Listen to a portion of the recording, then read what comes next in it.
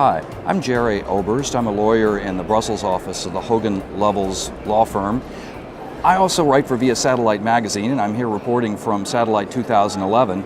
Now, some of my recent articles have been about World Radio Conference. My March article deals with due diligence issues that are going to affect all satellite operators and are going to be discussed in January and February of next year.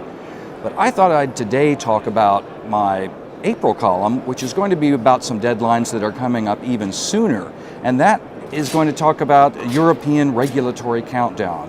What I thought I'd do is give you a preview of what I'm writing about in next month's Via Satellite and talk about some of the deadlines that are going to affect the satellite industry over the next coming few months.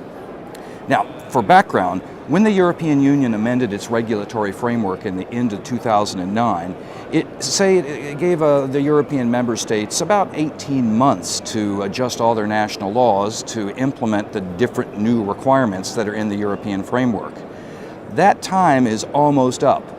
By May 2011, all 27 countries in Europe are supposed to have set up rules that comply with the new regulatory framework. Now, these rules cover issues such as spectrum management and competition. They're going to have a big impact on the overall communications field and very specifically in the satellite sector as well. Now, one of the biggest issues and one of the biggest impacts that's going to come up from the new rules concerns spectrum management, which is the lifeblood of the satellite industry. The existing regulatory framework already requires the European regulators to promote competition in their decisions on spectrum regulation.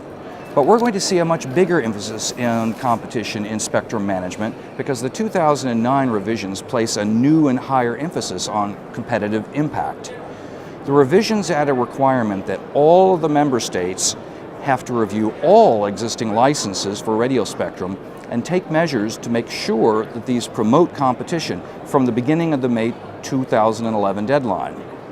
Now, the new rules also say that all licensing decisions and all existing licenses have to promote technology neutrality and service neutrality. What that means is the regulators are not supposed to be in the business of deciding what technologies that operators use and what services that they try to provide. Now, these rules also apply from May 2011. There are a lot of exceptions and there are a lot of questions about how they're going to apply, but it is going to cause a change in the way that the regulators look at all spectrum licenses across Europe, which of course is going to impact the satellite sector quite a bit. The rules also have a number of other provisions that affect spectrum. For example, there's a provision against spectrum hoarding. It's a requirement that the regulators set out strict deadlines for any operators to use their radio spectrum. It's kind of the use it or lose it rule that you've been familiar about in North America and in some European countries, but now all 27 have to have rules that provide for this. There's another rule for the regulators to make sure that competition is not distorted by any spectrum trading or any accumulation of licenses. Now, this rule gives the regulators very broad authority. They can even require licensees to give up, to sell, or to lease some of their frequencies. We don't have rules that interpret how these are going to be applied, so I see some uncertainty coming up ahead after the May 2011 rules. Now, these rules were mainly set up with the terrestrial operators in mind. They were mainly aimed at mobile GSM spectrum, but they're going to apply to all licensees, and that includes the satellite field. So again, I'm looking at a period of uncertainty coming up ahead as the regulators start to apply these rules. Now, there are additional deadlines coming up also for what the Europeans call a multi-annual radio spectrum policy program, or the RSPP. Efforts are underway in Brussels to adopt a new policy program, a new RSPP, and I think we're in the final stretch of the legislative process, so that's probably going to be adopted in the May to July 2011 timeframe. The RSPP is currently drafted, and keep in mind there's a lot of legislative discussion in Brussels right now about changes and amendments. But as it's currently drafted, it contains a number of provisions that could very well affect the satellite field. For example, one provision says specifically that if necessary, the European Commission, is supposed to ensure availability of more spectrum for satellite services to provide broadband internet access. A background paper to the RSPP shows additional thinking on how this might be applied. The paper says that suitable spectrum bands for any further satellite expansion needs to be investigated.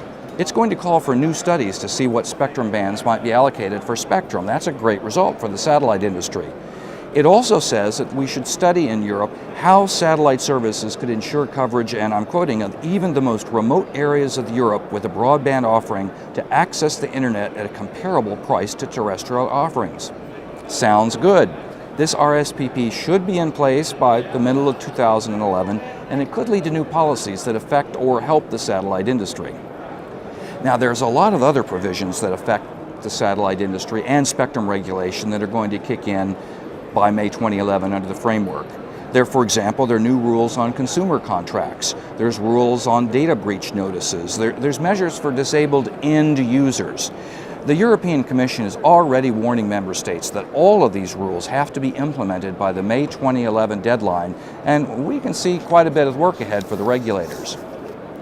Now, all of these near-term deadlines that I'm talking about are established against a background of an overall European policy to expand access to broadband services. There's a high-level European policy approach called the Digital Agenda that calls for a goal of ensuring 30 megabits per second coverage for all Europeans by 2020. And even more ambitiously, they want to be sure that half of all European households have access to 100 megabits service by that time.